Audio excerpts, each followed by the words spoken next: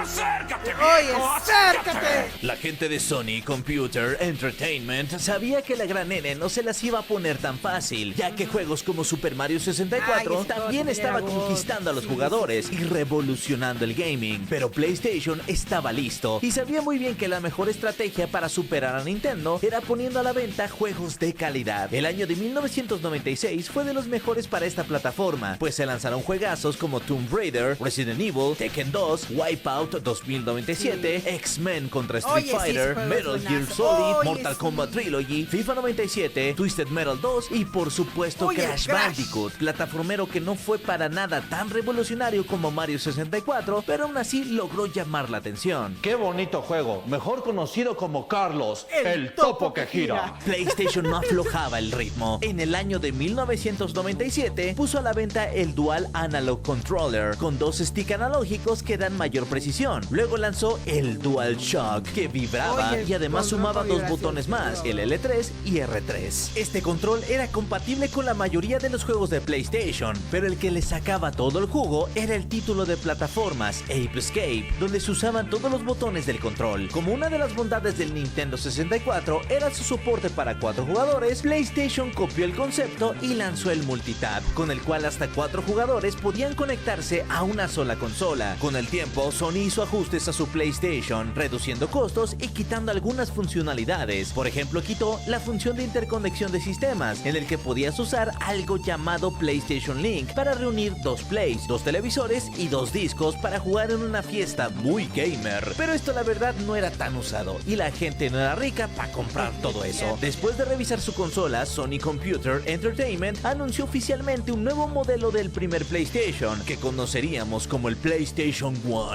Ah, yo sí conocí esa consola.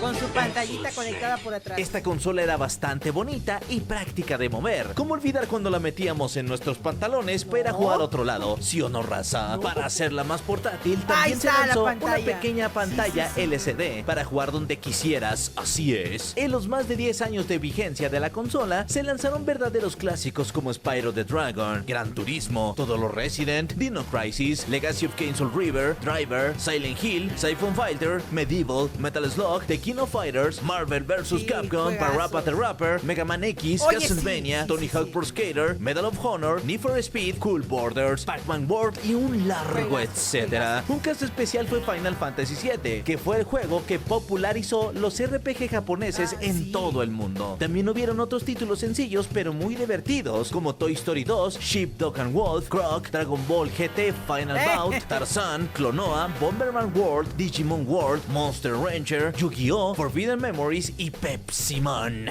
Oye, el Pepsi Man sí es un caso muy curioso. Este es otro caso bastante curioso porque no fue lanzado oficialmente fuera de Japón, pero muchos lo conocieron por el mercado de copias Oye, ilegales. ahora Así es, ahora vamos a hablar de La piratería.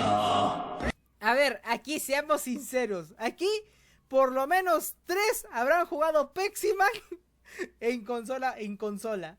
Y era pirata el disco, era disco blanco.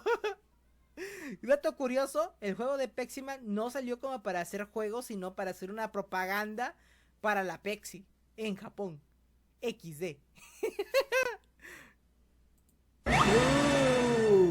Dijiste la 11. ¿Cómo te atreves, Fede Lobo? Un verdadero gurú de la comunicación y de los videojuegos nunca mencionaría la palabra piratería. ¡Qué decepción te me caíste, desvergonzado! Corrupto. A ver, ¿crees que yo tengo el poder con un videíto de reescribir la historia o qué pasa? No, pues no. A ver, que yo mencione o no la palabra piratería no va a borrar el pasado. Sí, pues sí. Entendamos que existe y fue parte de la historia de los videojuegos. Sí, cierto. ¿Está mal? Ya lo sabemos. ¿Está mal fomentarla? Claro que sí. Yo te estaría mintiendo si negara lo que fue parte de la historia de los videojuegos. Así que continuemos. Llora pues. ¿Recuerdan que durante la creación del lector de discos para Nintendo, Sony quería meterle un sistema de validación de juegos originales en sus discos? Pues así lo implementaron en el PlayStation. Precisamente por eso la gente encontró la forma de sobrepasar esa verificación por medio de un mod chip interno. La consola ejecuta entonces los discos sin verificar estos sectores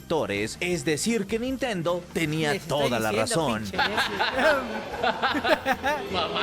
En aquel entonces no existían muchas alternativas para comprar discos de PlayStation 1 originales, por lo que millones y millones de personas conocieron a la consola por el mercado de la piratería. Irónicamente, el precio tan reducido de estos discos fue un factor muy relevante para que la consola se posicionara en primer lugar en ventas en muchos territorios. Un ejemplo puro y duro de marketing informal. Más adelante ya hubo gente que prefirió consumir productos originales, ya que decidían invertir porque sabían que PlayStation ofrecía calidad. Nintendo publicó títulos excelentísimos para el Nintendo 64, pero no fue suficiente para poder asegurar el primer lugar en la industria como en años pasados. De manera insólita, Sony se colocó en primer lugar en la industria de aquellos años, vendiendo más de 100 millones de unidades en total, hasta que el primer PlayStation fue descontinuado el 23 de marzo del 2006. Ken Kutaragi cumplió su meta de posicionar a la compañía en el mundo de los videojuegos, pasando por encima de los titanes que previamente le dieron la espalda.